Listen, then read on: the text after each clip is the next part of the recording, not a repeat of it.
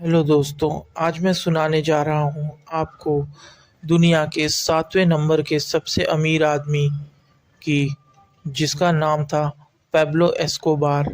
कहा जाता है कि 2.5 लाख के रबड़ वो सिर्फ अपने नोटों में लगाने के लिए खरीदा करता था। दोस्तों, उसका खौफ पूरी कोलंबिया में था। वो बहुत ही गरीब फैमिली में पला बड़ा था। उसके पास कॉलेज में फीस देने तक के पैसे नहीं हुआ करते थे। बट बचपन में वो राष्ट्रपति बनने के सपने देखा करता था। पब्लो एस्कोबार को कोलंबिया का रॉबिन हुड भी कहा जाता है, क्योंकि मेदालीन के लोगों को वो बहुत पैसे दिया करता था। यहाँ तक कि उसने वहाँ की सरकार को भी एक तरीके से खरीद रखा था। उसने मेदालीन की डेवलपमेंट के लिए भी बहुत काम किया। उसने सड़कें भी बनवाई, हॉस्पिटल्स वगैरह भी बनवाए। जब वो जेल में था तो उसकी मुलाकात एक तस्कर से हुई जो कि तस्करी किया करता था, बट उसे कोकीन सप्लाई करने में प्रॉब्लम होती थी, क्योंकि उस टाइम पे सरकार बहुत सख्त हुआ करती थी। तब इसका जिम्मा पेब्लो एस्कोबार ने अपने कंधे पे लिया और उसने जिम्मेदारी ली कि वो कोकीन को कैसे भी करके पूरी दुनिया में सप्लाई करेगा। दोस्तों, कहा जाता है कि कोकीन को जीन्स के ज़रिए भेजा जाता था और कभी-कभी तो मछलियों के पेट में भी कोकीन भरकर वो सप्लाई किया करता था। एक बार अपने बेटी को ठंड से बचाने के लिए उसने 10-12 करोड़ रुपए जला दिए थे। पब्लो एस्कोबार से पूरा कोलंबिया परेशान था। तब कोलंबिया ने अमेरिका से मदद मांगी और अमेरिका ने एक टास्क फोर्स का गठन किया जो कि पब्लो एस्कोबार को ढूंढने के लिए कोलंबिया निकली, लेकिन वो वहाँ से भी बच निकला।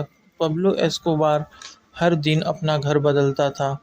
उसकी 400 करोड़ दिन की कमाई थी। उसने अपने फैमिली को भी अंडरग्राउंड कर दिया था। जब उसको पता चला कि अब मैं नहीं बचूँगा, तो उसने अपनी फैमिली को सेफ रखने के लिए जर्मनी भेजना चाहा, लेकिन जर्मनी की सरकार ने उन्हें एक्सेप्ट नहीं किया। दोस्तों, कहा यह भी जाता है कि उसने पूरी कोलंबिया की सरकार को और जितने भी अधिकारी हैं उनको घूस देता था। अगर वो नहीं मानते थे तो वो उन्हें मार देता था। उसने कई बम धमाके भी करवाए। यहाँ तक कि उसने एक प्लेन में भी धमाका करवाया जिसमें उसका टारगेट एक मिनिस्टर था जो कि उस प्लेन में मौजूद भी नहीं था। उसने कई लोगों को मरवाया सिर्फ अपने फ़ायदे के लिए।